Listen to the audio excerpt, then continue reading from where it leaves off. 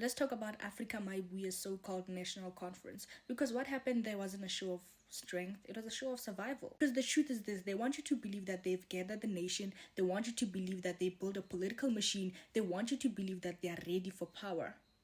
And they're not. Because now when you pull back the branding and the slogans, you get something else entirely.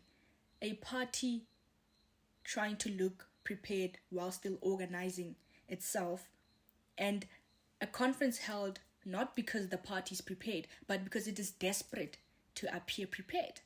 I mean, let's be honest, you cannot fire half your leadership on Monday and convince the country you are stable by Friday. You cannot preach economic revolution while selling 2 million rand gala tickets.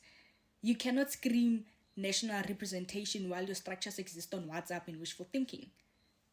I mean, yes, they brought people into a hall, they adopted documents and posed for cameras. But if you listen closely, the louder sound in that room wasn't applause. It was panic. It was a movement trying to outrun its own cracks.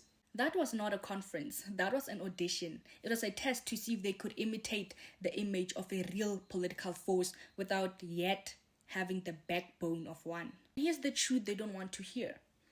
A revolution is not built in a weekend. A national footprint is not built on slogans. And you cannot copy, and you cannot try to replace the ANC or the EFF by copying their performance without understanding their machinery. And if Mayibuye wants to lead, they must first learn how to walk.